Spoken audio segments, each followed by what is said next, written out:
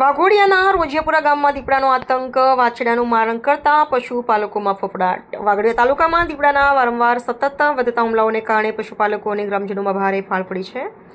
તાજેતરમાં રોજિયાપુરા ગામમાં દીપડાએ એક વાછડાનો શિકાર કરતા પશુપાલકોમાં ચિંતાનો ભય માહોલ જોવા મળ્યો હતો. રોજિયાપુરા સીમમાં અરવિંદભાઈ પરમારના ખેતરમાં પોતાના પશુઓ બાંધ્યા હતા. મોડી રાત્રે દીપડાએ ત્રાટકીને બાંધેલી વાછડાનું મારણ કર્યું હતું. વારંવાર રજૂઆતો કરવા છતાં દીપડાનો ત્રાસ ઓછો થતો નથી. હવે તો પશુઓને ખેતરે બાંધવા પણ જોખમી બની ગયું છે. વાઘોડિયા પંથકમાં દીપડાના આટાફેરા અને પશુઓ પરના હુમલા હવે નિત્યક્રમ બની ગયા છે. પશુપાલકો દ્વારા અનેક વખત વન વિભાગને રજૂઆત કરવામાં આવી હોવા છતાં હજુ સુધી દીપડાને પાંજરે પૂરવા માટે કોઈ નક્કર કામગીરી કરવામાં આવી નથી. દીપડાને પકડવા માટે તાત્કાલિક પાંજરું મૂકવામાં આવે, સીમ વિસ્તારમાં રાત્રિ પેટ્રોલિંગ વધારવામાં આવે, નુકસાન પામેલા પશુપાલકને યોગ્ય વળતર મળે. વારંવાર થતા હુમલાઓને કારણે હવે પશુપાલકે પોતાના અને પોતાના પશુઓના જીવનને લઈને ભયના ઓથાર હેઠળ જીવી રહ્યા છે. શું વન વિભાગ જાગશે ખરું? Bureau report Pradip Bariya, cameraman Anil Bariya, Vaghodiya. Parmar Arvindbhai Fatehsinh, Rojiyapura Goraj.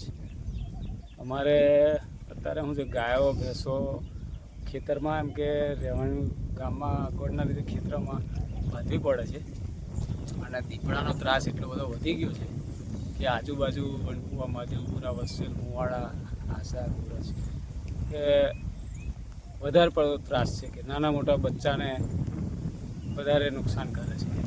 બચ્ચાના મોટા પશુને પણ નુકસાન કરે છે. એનું કંટ્રોલ કરવા માટે જવાબદાર ફોરેસ્ટર હોય તો જવાબદારી એમણે જ હોય. એ લોકો એવું કે તમે કાળજી રાખો, તો અમે કાળજી તો કેટલી કરીએ. એને દરરોજ તો એને કંઈ અમે જોઈને બેસી ના રહીએ અને એની સામે થવાય. સવારે 5:30 વાગે આવેલો છે. મારા કાકા સામે સૂતા હતા, ભાઈ નહીં સૂતો હતો અને અહીંયા આગળ આવ્યો એટલે એને બેસો બધી ઊભી થઈ. એ લોકો છે પછી છટકી ગયો. થોડી વાર પાછો આવ્યો એટલે એમને ત્યાંથી બેટરી મારી એટલે અહીંયા આગળ ખેંચતો, પછી બેટરી પડે એટલે બાકી પાછળ મારીને. આવી રીતે મારે 3 વાછરડા ખલાસ કર્યા. 2 વર્ષ પહેલાં પણ 2 વાછરડા. એટલે આ વારંવાર થાય છે તો ફોરેસ્ટરની પૂરેપૂરી જવાબદારી હોય કે આટલી બધી પ્રજા વધી જાય છે દીપડાની, તો એનો કંઈક તો કંટ્રોલ કરવો પડે ને. એમ એવું તો નિરાકરણ લાવવું જોઈએ એમ.